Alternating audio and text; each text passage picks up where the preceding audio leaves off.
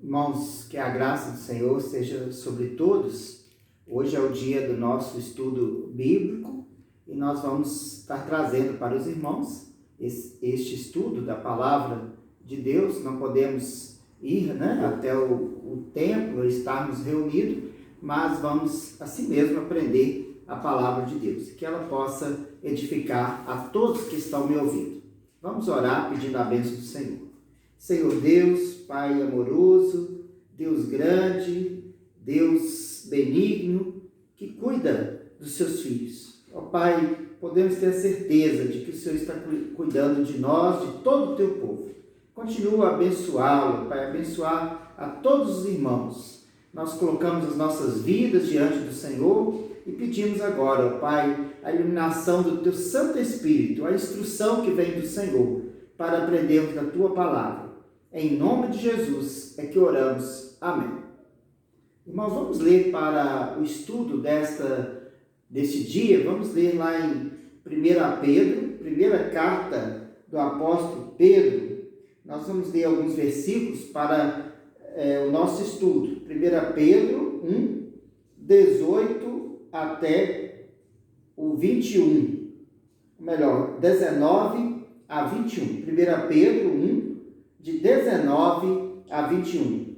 Diz assim: mas pelo precioso sangue, como de cordeiro sem defeito e sem mácula, o sangue de Cristo, conhecido com efeito antes da fundação do mundo, porém manifestado no fim dos tempos por amor de vós, que por meio dele tendes fé em Deus, o qual o ressuscitou dentre os mortos e lhe deu glória, de sorte que a vossa fé e esperança estejam em Deus.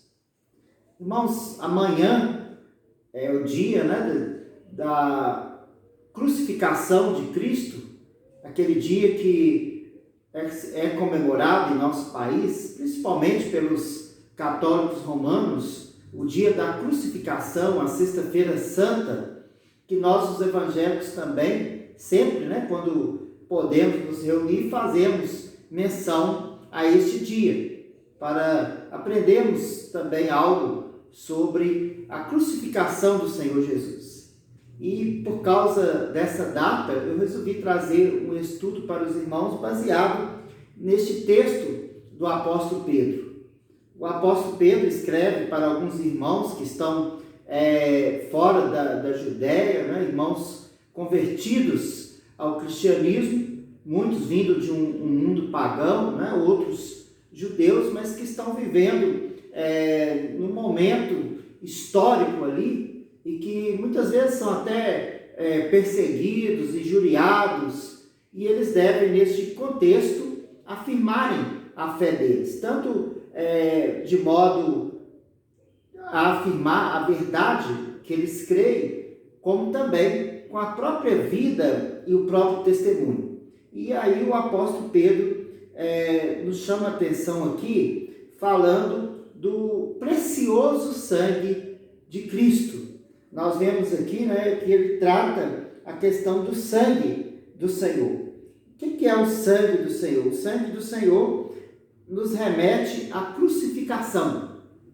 Aquele dia, que, como eu gosto de dizer, foi um dia trágico na história, porque o Filho de Deus injustamente foi levado a uma crucificação, aonde ele derramou o seu sangue, e deu a sua vida por nós, mas também um dia alegre, porque os benefícios daquela crucificação todos nós recebemos, que é a vida em Cristo Jesus.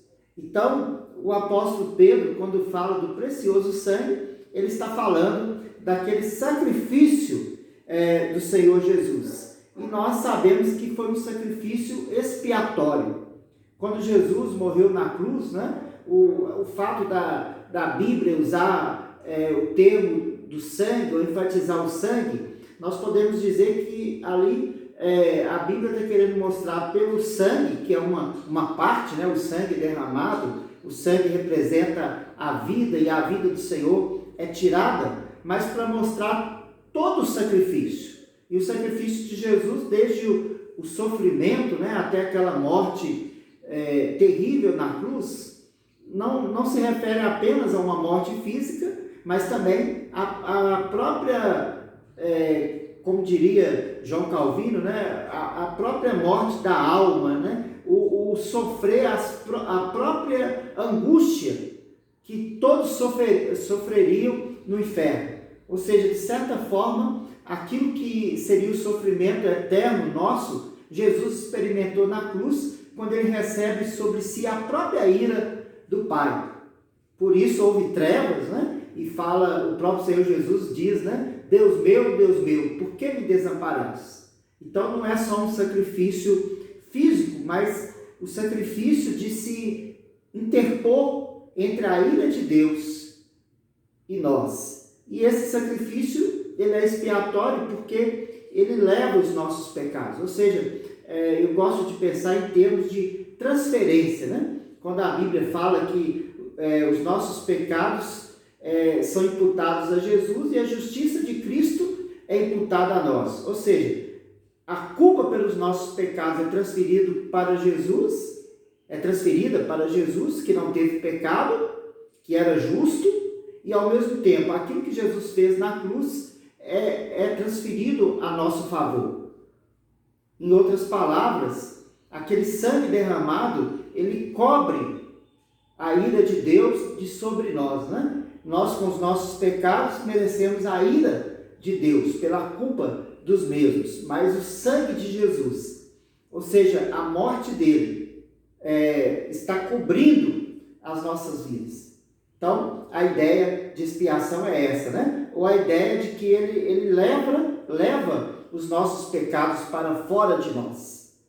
Isso foi o sacrifício de Jesus, por isso que ele é chamado de sacrifício expiatório ou propiciatório, né? Propiciatório na ideia de que ele cobre a vida do pecador diante da ira de Deus. E a ideia expiatória é que ele leva sobre si e tira de nós os nossos pecados, né? Ele assume o nosso lugar, ele recebe a ira de Deus em nosso lugar. Toda a ira que deve ser contra nós, então, é dirigida a ele. Por isso, esse sacrifício, né? Jesus suportou um sacrifício terrível em nosso lugar. Mas, ao mesmo tempo, ele nos concede algo maravilhoso, que é tirar de sobre nós os nossos pecados. E esse sacrifício, irmãos, ele também tem a ideia do sangue. Por quê? Porque o sangue também remete ao sangue do Cordeiro, mostrando essa expiação lá no Egito, né? Quando Deus ia tirar o seu povo do Egito, o que aconteceu, né? Na última praga, quando o anjo da ira de Deus ia passar sobre todas as casas e punir com a espada o primogênito, para que o povo de Deus, que era tão pecador quanto o povo do Egito, fosse poupado, né? Tão somente pela a justiça de Deus, né? Que nos é revelada em Jesus Cristo. Então, o que tinha que acontecer? Deus mandou que Moisés instruísse o povo, a cada família, matar um cordeiro, tirar o seu sangue e colocar na frente da casa. E quando o anjo via aquele sangue, o anjo entendia: alguém já morreu no lugar deste. Alguém já morreu no lugar desta família. Um cordeiro já foi morto.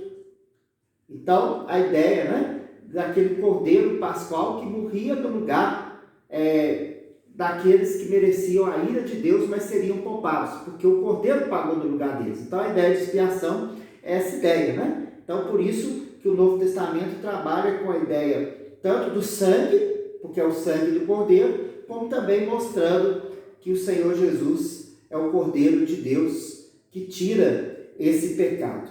Então, quando o apóstolo Pedro trabalha, né, essa questão, né, do sangue do Cordeiro, ele nos mostra alguns atributos aqui, neste texto, né, sobre esse sangue do Cordeiro. E é isso que eu queria falar com os irmãos. Eu queria, né, trazer um estudo bíblico resumido sobre esse sangue do Cordeiro. E eu queria pensar no tema atributos do precioso sangue de Cristo.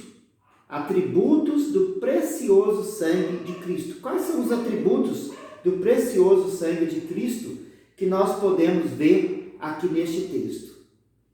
Do do apóstolo Pedro. E o primeiro deles é que o precioso sangue de Cristo nos resgata de uma vida fútil. Observa bem o verso 19, que está completando o verso 18, mas eu vou seguir só os versículos que nós já lemos, né? Depois os irmãos podem ler o contexto, mas o versículo 19 diz assim: mas pelo precioso sangue, como de cordeiro sem defeito e sem mácula, o sangue de Cristo, conhecido, ou melhor, irmãos, eu me enganei aqui, né? A partir do verso 18. Nós lemos o verso 19, mas a partir do verso 18 que eu quero. Né? Depois os irmãos podem ler o contexto do verso 17. Mas diz assim, ó: sabendo que não foi mediante coisas corruptíveis, como prata ou ouro, que fostes resgatados do vosso fútil procedimento que vos legaram, que vossos pais vos legaram.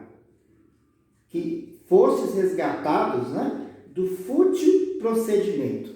Então, o primeiro atributo aqui é que o precioso sangue de Cristo, ele nos resgata de uma vida fútil. Uma vida fútil. Irmãos, a ideia aqui, né, lá na libertação do povo do Egito, eu quero fazer um paralelo, né? Quando Deus tirou o povo do Egito, Deus também libertou aquele povo de debaixo do domínio de Faraó e resgatou aquele povo ali do Egito. Mas nós observamos que é uma libertação temporária e tipológica.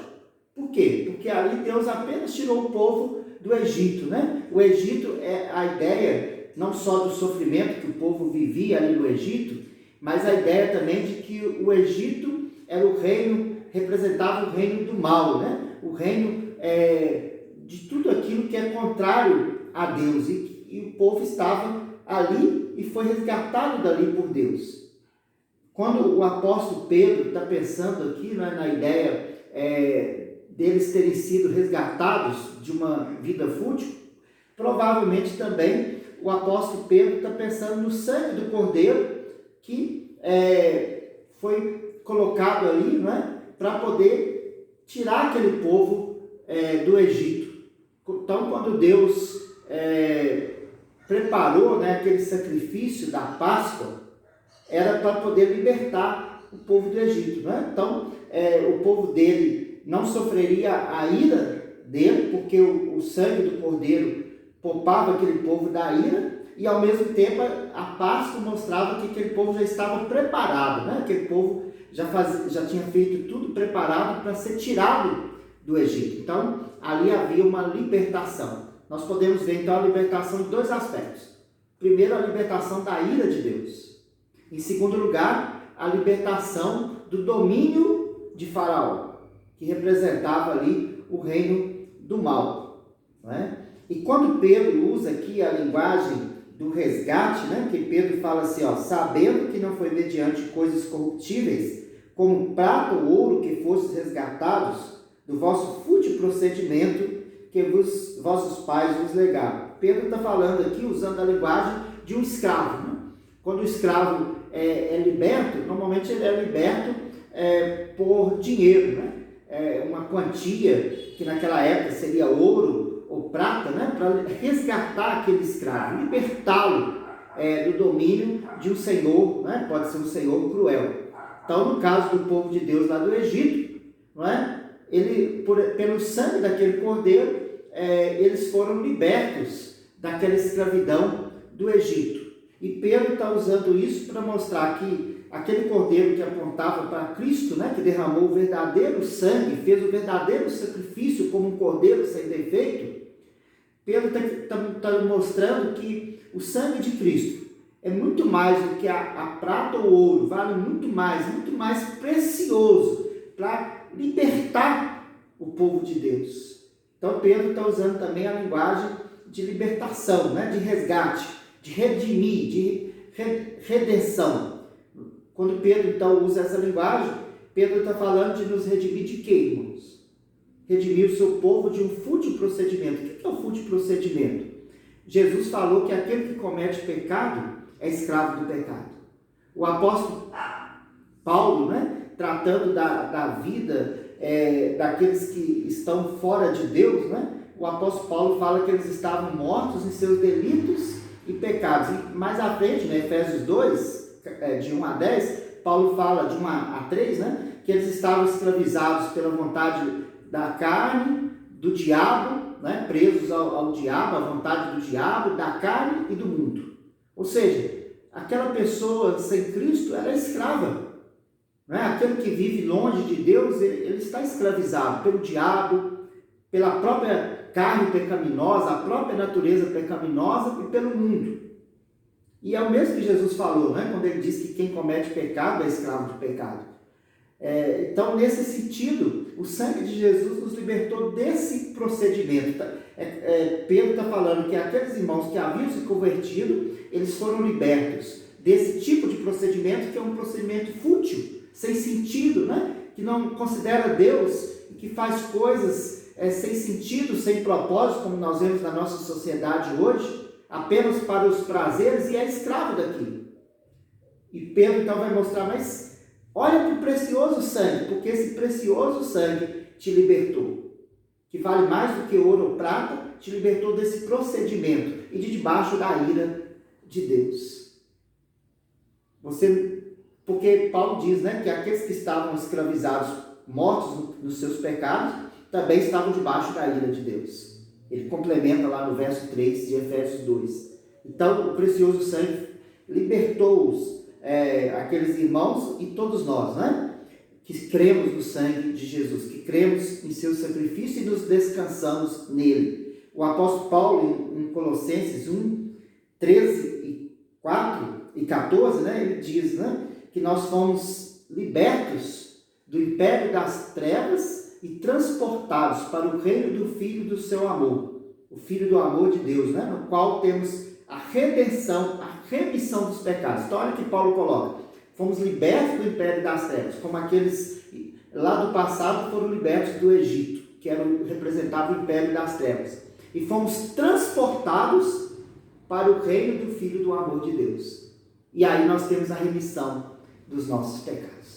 Então, o fútil procedimento, né? Esse procedimento no mundo, sem Deus, dominado pelo pecado, o sangue de Jesus nos libertou disso. Se você é um crente em Cristo, se você tem para a sua vida o sacrifício de Cristo, então você foi liberto por esse sacrifício, por esse sangue, desse procedimento no mundo.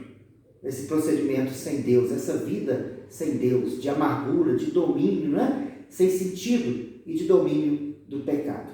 Mas um outro atributo que nós podemos ver aqui é que esse precioso sangue, além de nos libertar de uma vida fútil, sem Deus, ele também é único e suficiente, derramado por amor. Ele é único e suficiente, derramado por amor. Olha o que Paulo coloca no verso 20. Não é? Falando do precioso sangue, né, de um cordeiro sem defeito e sem mácula, o sangue de Cristo. Paulo mostra, né, que é o sangue de Cristo, o sacrifício dele. Fala, conhecido com efeito antes da fundação do mundo, porém manifestado no fim dos tempos por amor de vós. Irmãos, o que isso aqui implica? Né? Bem rapidamente, eu não tenho muito tempo, mas qual que é a implicação disso?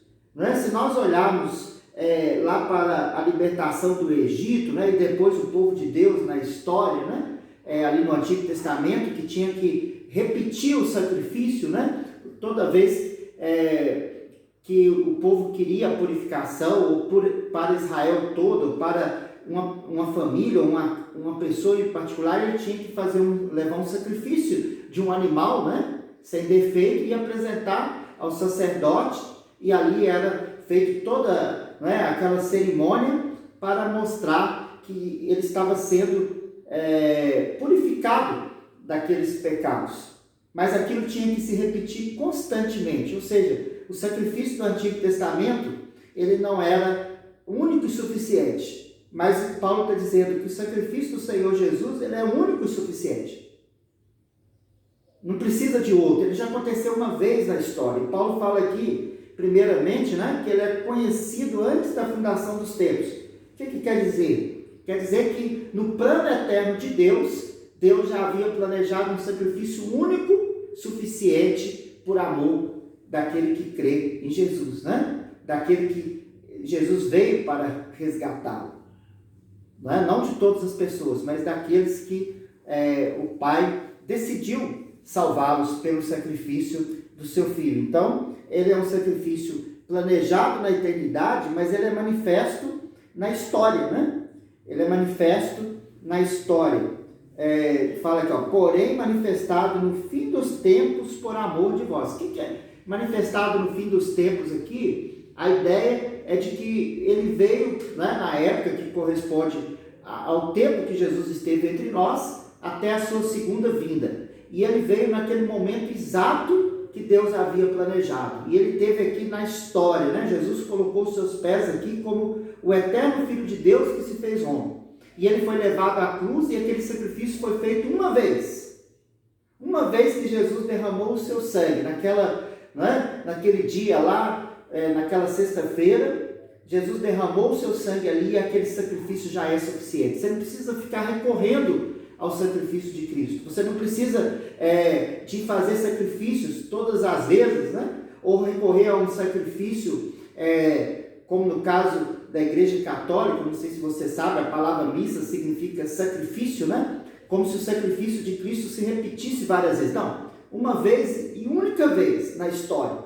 Aquilo que foi planejado no tempo eterno, por amor daqueles que o Senhor queria chamar, haveria de acontecer uma vez só e seria suficiente. No Antigo Testamento, apontando para esse sacrifício, repetia várias vezes, né? Mas o sacrifício de Jesus é suficiente. O autor de Hebreus, lá no livro de Hebreus, né? Ele trata disso, mostrando que uma vez só, lá em Hebreus 10, se nós lermos lá, né? Eu vou ler rapidamente aqui, no verso 11, Hebreus 10, 11, diz assim: ora, todo sacerdote se apresenta dia após dia a exercer o serviço sagrado e oferecer muitas vezes os mesmos sacrifícios, que nunca jamais podem remover pecados. Jesus, porém, tendo oferecido para sempre um único sacrifício pelos pecados, assentou-se à destra de Deus. Bastou um único sacrifício, ele já é suficiente para tirar todos os pecados daquele que crê nele. E ele fez isso por amor de vós, né? É isso que Pedro está dizendo. Qual é a fonte? A fonte desse sacrifício é o amor de Deus, aquele amor incondicional, imensurável. Né? João 3,16, porque Deus amou o mundo de tal maneira que deu o seu Filho. Romanos, capítulo 5, verso 8, o apóstolo Paulo diz, porque Deus, sendo nós ainda pecadores, né? Deus prova o seu próprio amor para conosco, pelo fato de ter enviado Cristo Jesus para morrer por nós. Então, irmãos, o sacrifício de Jesus é pelo o precioso sangue, né, desse sacrifício. Ele aconteceu uma vez só na história. E ele já é suficiente para tirar o pecado de todos os que nele creem. É isso que Pedro está dizendo.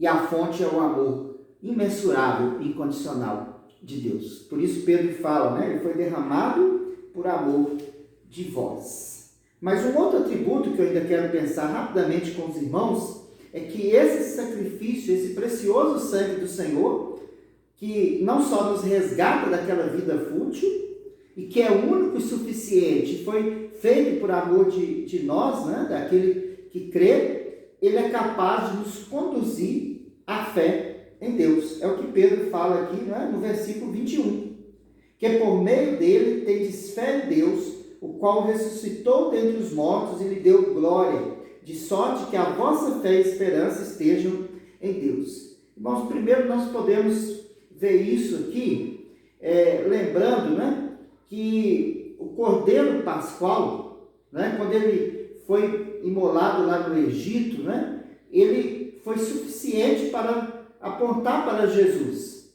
mas ele não podia trazer fé. Isso é interessante, né? Deus tirou o povo do Egito, mas aquele sacrifício, né, que aplacou a ira de Deus ali no Egito, não podia gerar fé. Porque só o sacrifício de Jesus na cruz podia gerar fé. Outro não pode. É isso que Pedro está dizendo, né? Tanto é que o povo no Egito, o povo que saiu do Egito, quantas vezes foi rebelde a Deus e foi punido pelo juízo de Deus. Mas esse sacrifício do sangue, né, do verdadeiro Cordeiro que é Jesus, esse sim, ele pode nos gerar fé, porque ele nos reconcilia com Deus. O apóstolo Paulo, lá em Romanos 5, né, nós já lemos, mas presta atenção em Romanos 5, 1, Romanos 5, 12, nós já lemos, agora Romanos 5, 1 diz assim, ó, justificados, pois, mediante a fé, temos paz com Deus por meio de Jesus Cristo, de nosso Senhor Jesus Cristo, por intermédio de quem obtivemos igualmente acesso pela fé a esta graça na qual estamos firmes e gloriamo-nos na esperança da glória de Deus. O que Paulo está dizendo aqui, irmãos? Rapidamente, né? Não tem como eu explicar esse texto apresentando argumentos, mas Paulo está dizendo que o que nos une a Deus é o sacrifício de Jesus. O que nos leva a ter comunhão com Deus é o sacrifício. O que nos leva a ter paz com Deus é o sacrifício. E a fé é o meio que Deus utiliza para nos comunicar a justificação. Mas o que nos garante a justificação, né? O que nos garante a paz com Deus, é o próprio sacrifício de Jesus. Então é por intermédio, é por meio do sacrifício dele, que nós temos acesso, aí pela fé, ao Pai. Então o que nos dá união com o Pai é o sacrifício de Jesus. E no verso 10, Paulo diz assim, ó, porque se nós, quando inimigos, fomos reconciliados com Deus, mediante a morte do seu Filho, muito mais, estando já reconciliados, seremos salvos pela sua vida. Olha o que Paulo diz, né? Nós somos reconciliados com Deus, foi pela morte. É o sacrifício lá na cruz que nos reconciliou com Deus, que fez a paz entre nós e Deus. Agora, por causa desse sacrifício, então nós vamos ter a vida com Deus. É Ele que gera vida em nós, né? Então, se não fosse o sacrifício ali na cruz, nós não poderíamos ter vida com Deus. Porque tem pessoas e tem crentes, né, que acham que é o poder da fé que nos salva. Não é o poder da fé que nos reconcilia com Deus. É o poder do sangue de Jesus na cruz. Olha como é que esse sangue é precioso. Ele é que nos une a Deus.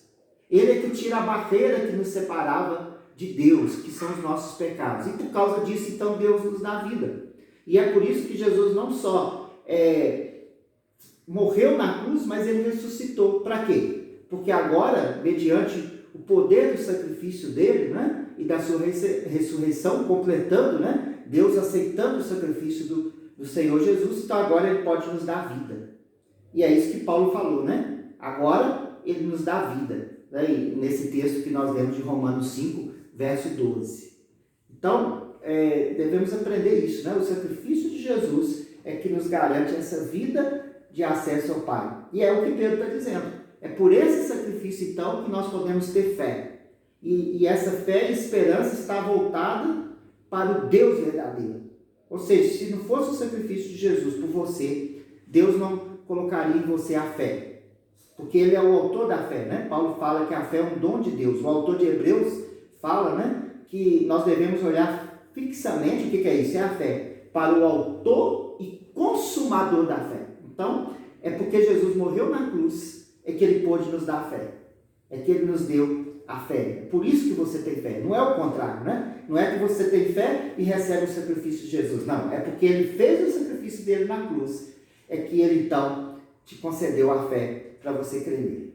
E aquele que tem fé pode ter a certeza que ele foi alvo desse sacrifício de Cristo. E agora, o que a fé faz? O que o sacrifício faz? Ele continua com os seus efeitos. Quais são os efeitos? A nossa fé vai se fortalecendo a cada dia. Por isso que a Santa Ceia, ela é um meio de fortalecimento da nossa fé, porque ela nos faz voltar e lembrar cada vez o sacrifício de Jesus.